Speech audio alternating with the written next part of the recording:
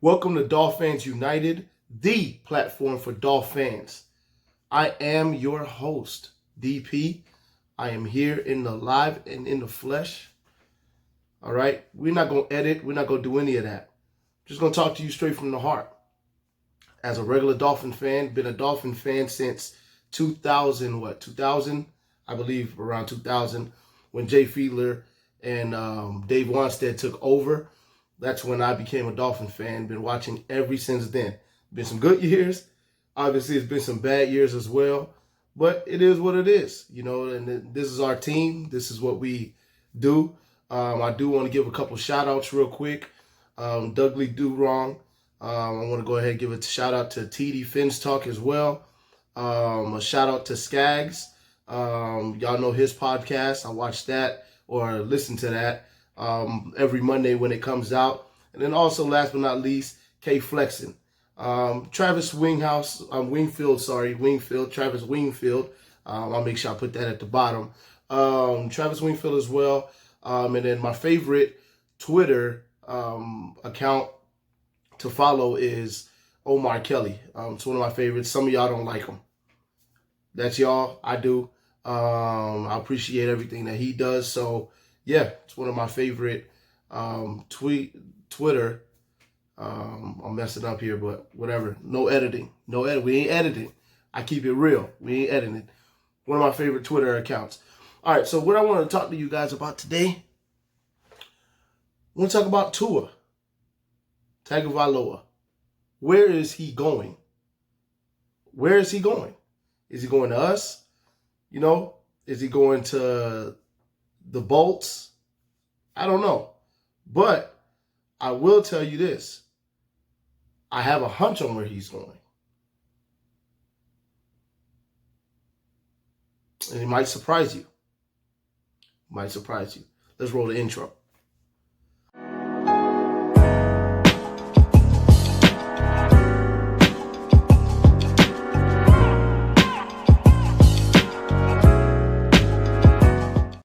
All right, now I'm back.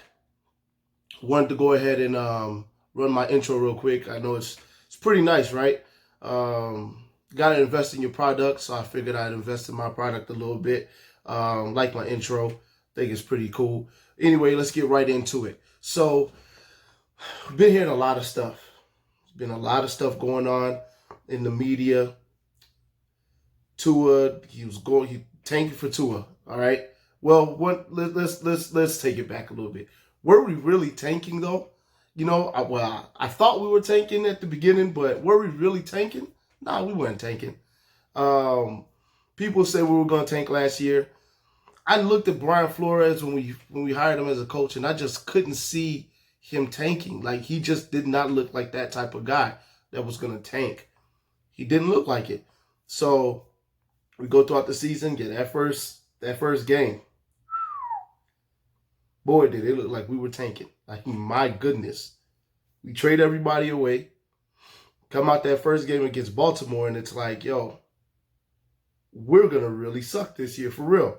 Like that was a realization for me. I'm watching this first game, and usually the Dolphins don't do great on first games lately. They did have a streak back in the day where we were like, 10 or 11 straight openers that we won. Lately, we've been up and down, depending on who we meet. And nowadays, they're giving us the Patriots and the Ravens in the first couple games. It's like, all right, well, let's see what the Dolphins are going to do this year. We'll define them by that first game. And boy, we got defined by this first game. Losing the way we did to these boys.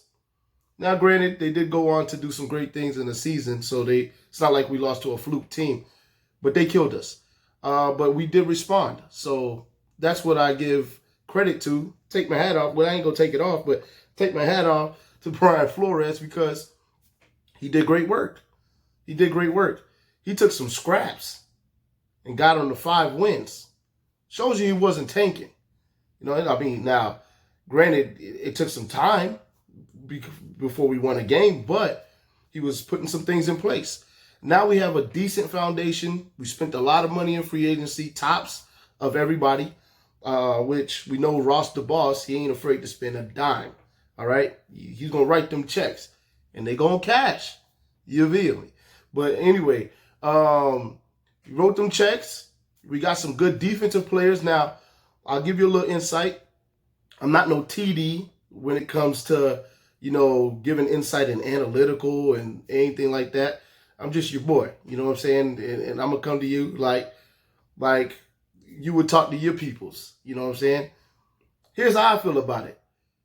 All the players they signed, all right, for the most part, 28 and under.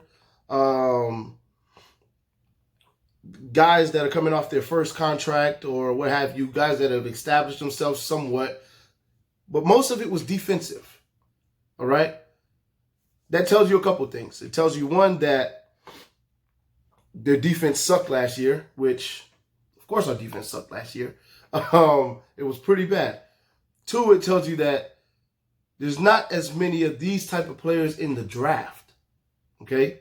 So being that they drafted a lot of defensive guys, some ends, some linebacker, shows you that they're not comfortable with what they're seeing in the draft from these positions. And if you look in the draft is short on linebackers, draft is short on defensive ends, draft is short on guys that can stop the run. And that's just what it is. Now, granted, we still need a defensive tackle. We still need an edge rusher. You can't have too many of those good players, but the draft just doesn't have a lot of these guys. What the draft is big on is tackles, which you see we didn't pick up a tackle. Yes, we did get Flowers, who used to play tackle, but he's not going to play tackle for us. I doubt it. So we need still a tackle. And if you hear me sniffling, sorry about that. I've got a nose issue for the rest of my life. All right, that's just what it is. Might as well put it out there now. I got some sinus issues. Sue me. Anyway, let's continue.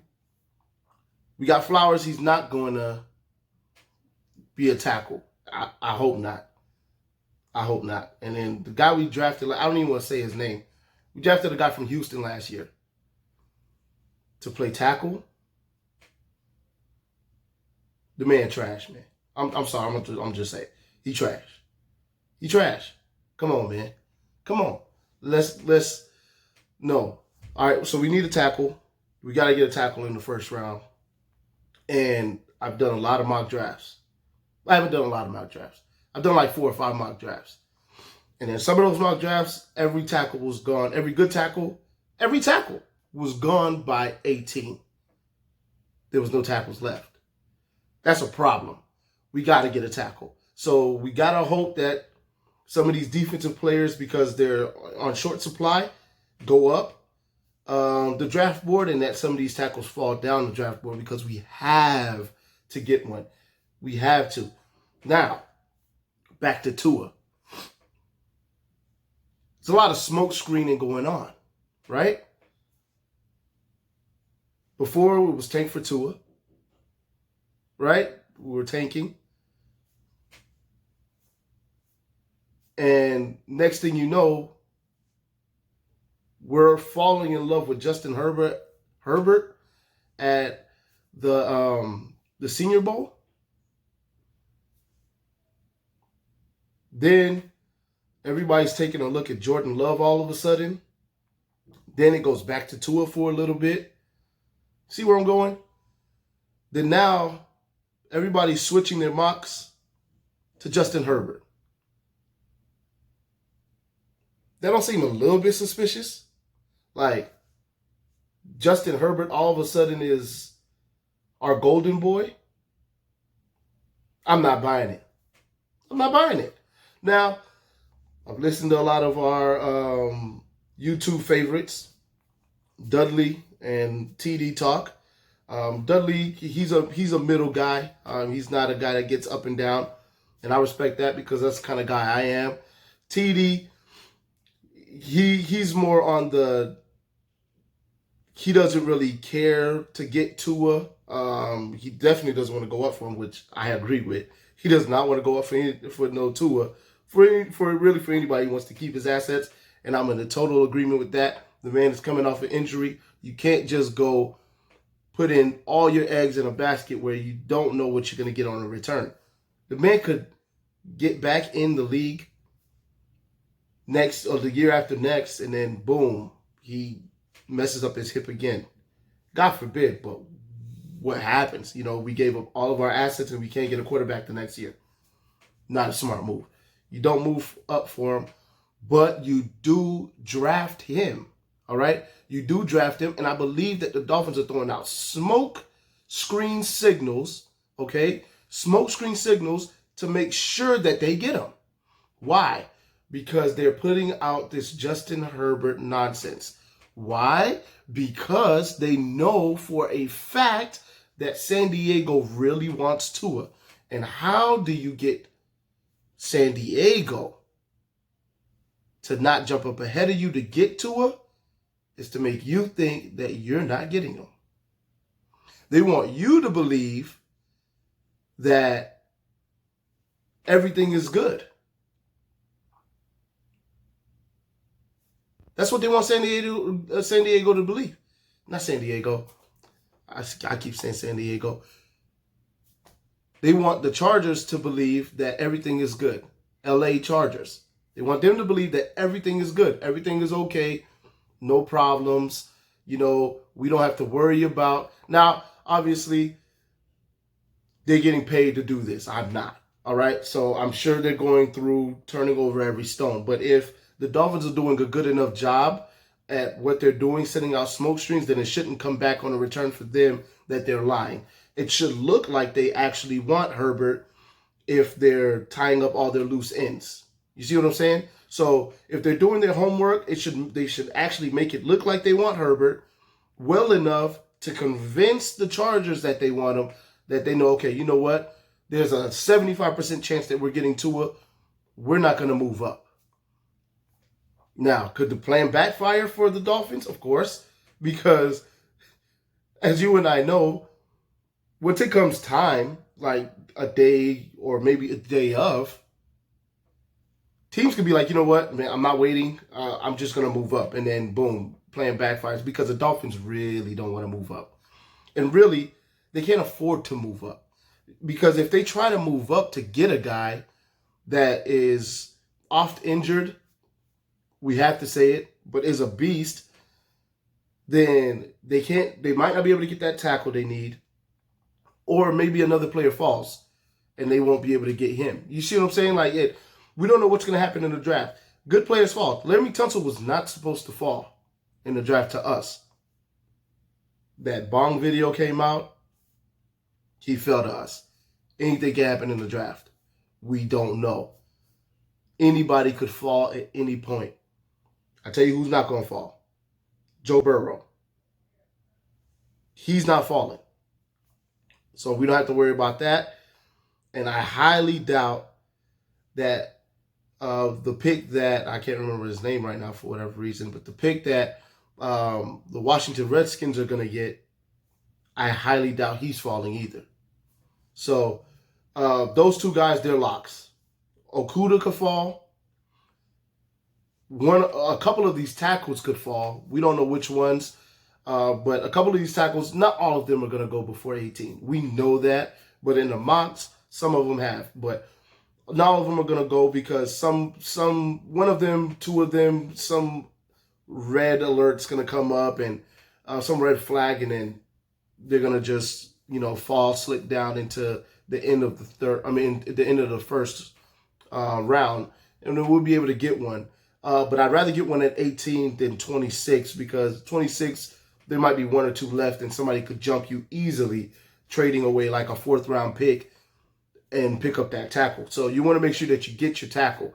But as far as Tua is concerned, I really believe that the smoke screen for Herbert is what it is, a smoke screen. I believe it's an absolute smoke screen and that the Dolphins are trying to secure their pick in Tua by making sure that the Chargers stay put and don't jump ahead because they do not want to give up any of their assets early on. Now, I do believe that the Dolphins, like a lot of other people have been saying, will trade back into rounds or trade down, trade up because they have 14 picks and they're not picking 14 picks. They're just not doing it. So We know that they're not doing that because they just don't have the room really to pick up 14 guys, and they definitely are going to want to get guys through the undrafted slot. So the undrafted free agent slot. So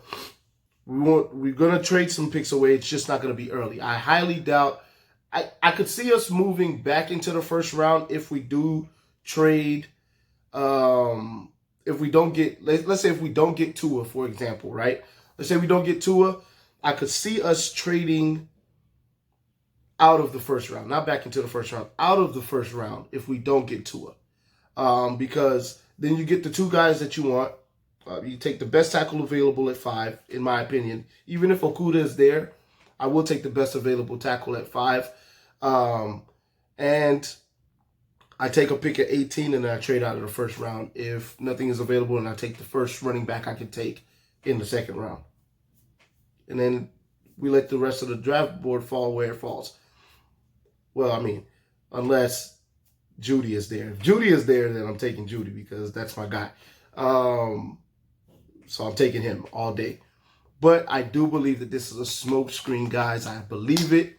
It is a smoke screen, and it's not just because I'm a fanboy of Tua, but I believe that the Dolphins are trying to do things a little different than they've done in the past. We know the Dolphins can't hold water. We know that. They leak out stuff. Last year, everybody knew we were taking Christian Wilkinson. And as soon as it got to our picks, sure enough, we got him. We got him. All right? We're hoping that this year is going to be a little different. My goodness, man. If for some reason they decide to take Justin Herbert, I mean, I'm going to get behind him. I mean, what am I going to do? I'm a Dolphin fan for life. I'm going to get behind the guy. I'll be so upset. But I'm going to get behind the guy. I have to get behind him. There's some good things that he has. It's a strong arm. He is tall. That stands for something. He's mobile. All right. I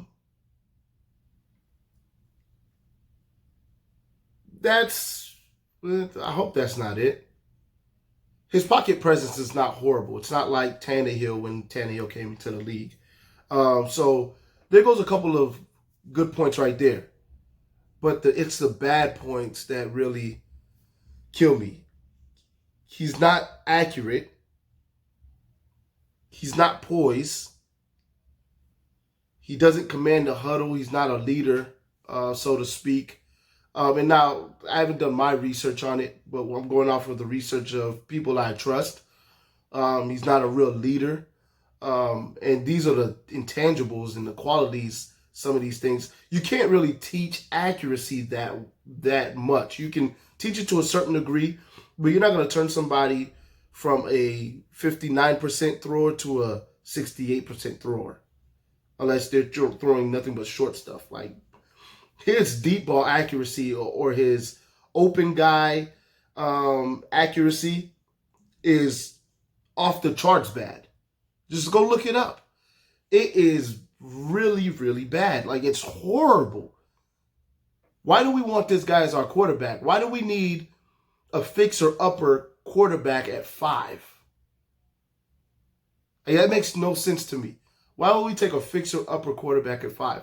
A guy that we don't know will absolutely work out in the NFL. Tua, if he stays healthy, will absolutely work out in the NFL. Why? It's because he's super accurate. He's a leader. He has great pocket presence. He has the intangibles that you need to be an elite quarterback. Is he short? Yes. Is he as mobile as Justin Herbert? No, he is not. But he moves well in the pocket. Tom Brady is not a mobile quarterback. Now, oh man, you just put Tua in the same breath as Tom Brady. Yes, just to make this point. Tom Brady is not a mobile quarterback, never was. Is he still a Hall of Famer? Yes. Has he still won 6 Super Bowls? Yes. Tom Brady is the GOAT. Coming out of a Dolphin fan's mouth. He is the GOAT. Has nothing to do with mobility. Nothing to do with it. Yes, Tua does get injured more often than Tom Brady has. over the course of his years, but he has the same intangibles that you would see in a Tom Brady. He has those same intangibles. So give me that guy. I want him. And I hope the Dolphins can see that. If we can see it, I hope they can see it. Now, maybe they are seeing something with Herbert that we don't see, but Herbert looks like Tannehill to me at its best. Or we might be looking at a Josh. Go look at some of Josh Allen's YouTube videos for his inaccuracy. And that's pretty much what Herbert is. Missing guys that are wide open all day long. Do we really need to see that? Now, it'd be great to have an athletic quarterback that can run the way Josh Allen is, but he's not even that athletic. And he doesn't have as strong an arm as Josh Allen, I'm sure. So we're getting a lesser Josh Allen? A little bit lesser Josh Allen? Nah, that don't sit well with me. I'd rather get a little lesser Drew Brees. You see what I did there? If I'm going to get a little lesser Drew Brees, we can still win a lot of games. Because Drew Brees is a Hall of Famer. If I can get a little lesser Russell Wilson, I'll take it.